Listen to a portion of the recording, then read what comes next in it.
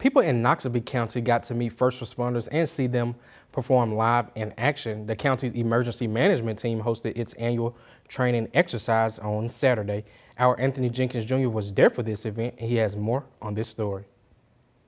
The Noxubee County Training Day brought the community an opportunity to come together and learn. And this is something that we want to put together to sharpen those skills, keep them sharp, let the general public come meet their responders, see the faces, put the faces behind the names in the department. So because these are the people that's coming to their aid. They're coming to their homes in the event of a medical emergency or a fire emergency. So we want the general public to meet them and see what assets that we have here in Noxubee County.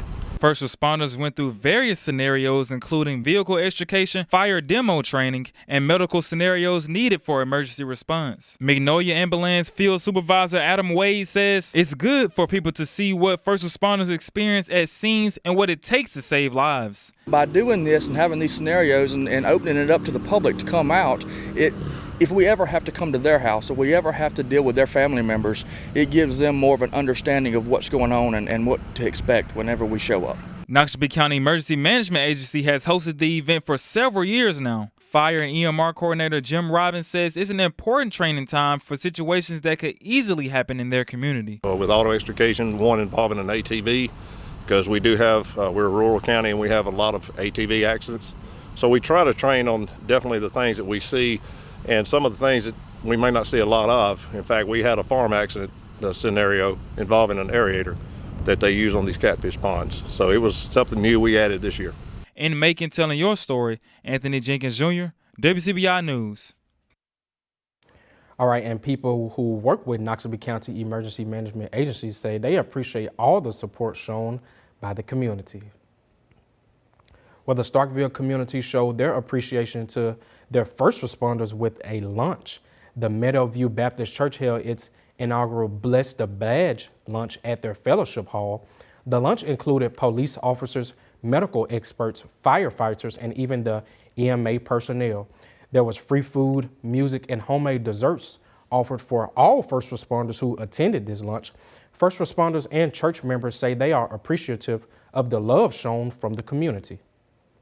It's just all hands on deck. You know, we have people that are cooking, we got people that are serving, people that are putting the meals together, and you know, again, just our pastor kind of helped get this organized, and it's just, you know, everybody coming in and doing their part to show that we love our first responders. Really appreciative though for what they have done for us. I mean, being appreciated like this, small, simple, but really we're grateful to have people to come out here, take time out of the busy schedules to show us some love here in the city. So really appreciative of what they've done. Again, we just, our church loves our community. We're so thankful for those men and women who give time, give their energy. They risk their lives to be available for this community, to make this community, make Starkville and Oktibbeha County a better place to live. So we appreciate that. We want to say thank you for that. And organizers of the First Responders Lunch say they want to continue to show their gratitude for first responders and plans to host more of the same kind of events.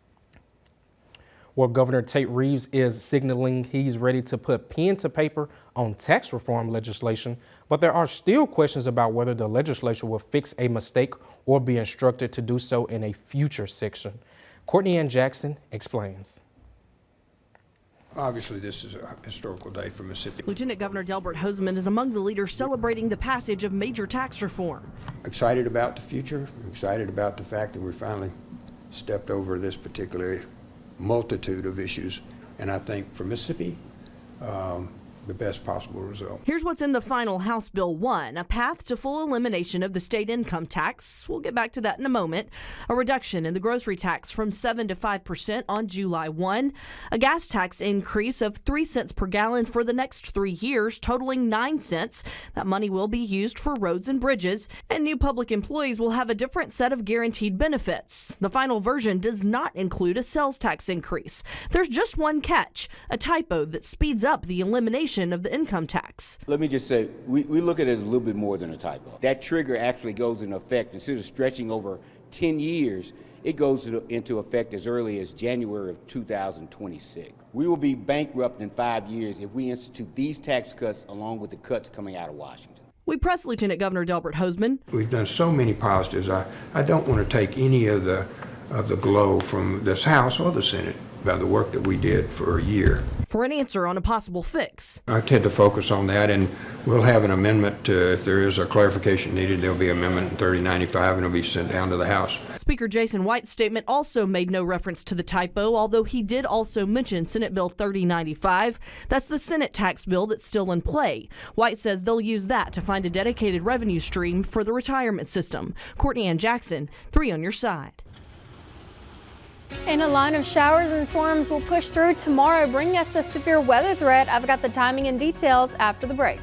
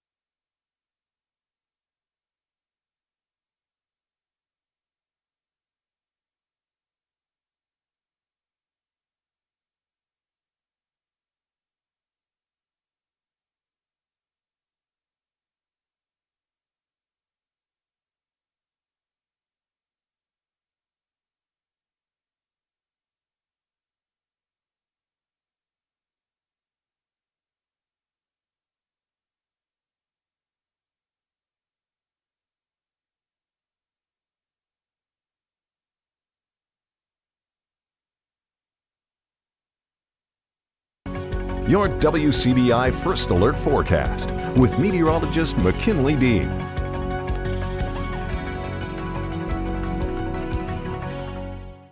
Well, hopefully you were able to get outside and enjoy the beautiful weather we had across Northeast Mississippi today. Now we're starting to see a few high, thin clouds across the region, but overall still fairly clear conditions heading further into our Saturday evening.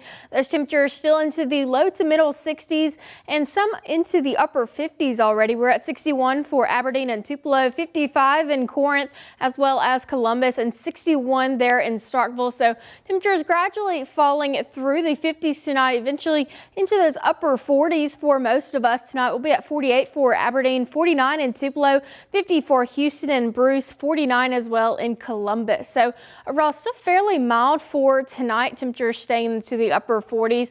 Then tomorrow temperatures warming back up into the middle to upper 70s for most of us. We'll be at 78 in Aberdeen and West Point, as well as Starkville, 77 in Bruce, 76 in New Albany, and 79 here in Columbus. We'll start to see a few thunderstorms also working their way in and across the region for your Sunday. So overall, we're going to start to see a dry start to your Sunday, but towards the evening hours, that's when we start to expect some of those storms building in and across the area. But the main threats with this system going to be those strong winds and hail. The winds going to be gusting throughout the day tomorrow, so still another pretty breezy day. The SBC has placed us under that level 1 and 2 risk for severe weather for tomorrow, with most most of northeast Mississippi under that level 2 risk of severe weather. Now, this is not going to be the same event that we saw the past weekend. The main threats with this going to be gusty winds and hail, but since we are still in late March, a tornado cannot be ruled out. So go ahead, still be paying attention for the storms moving through tomorrow. And I'll go ahead and track that out here for you now. Through the rest of tonight, we're staying fairly clear, but then clouds gradually starting to build in from the southwest throughout the overnight period into early tomorrow morning. A few light showers possible just ahead of the line, but we'll really start to see that main line starting to push closer towards northeast Mississippi around 7-8 p.m. So just after sunset tomorrow evening, now that will continue pushing further to the south and east later through the overnight hours into the early pre-dawn hours of your Monday morning. That gradually clears out of the area, and high pressure clears us out for the start of your next work week. Temperatures will be back into the upper 70s.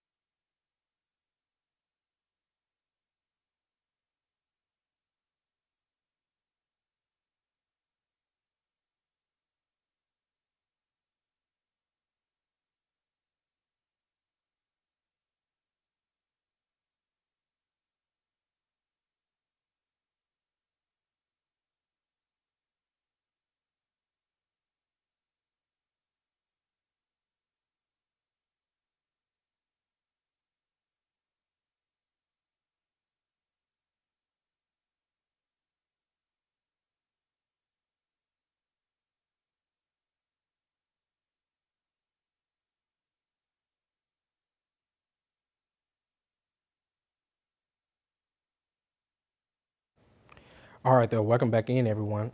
Imagine losing everything you own to howling wind and rain. Well, that was the reality for several Grenada County families.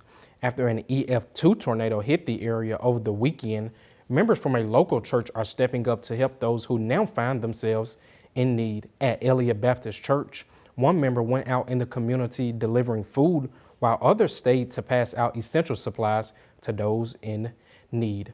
Elliott Baptist Church member Brian Carmichael says it is all about helping the community during a time of need.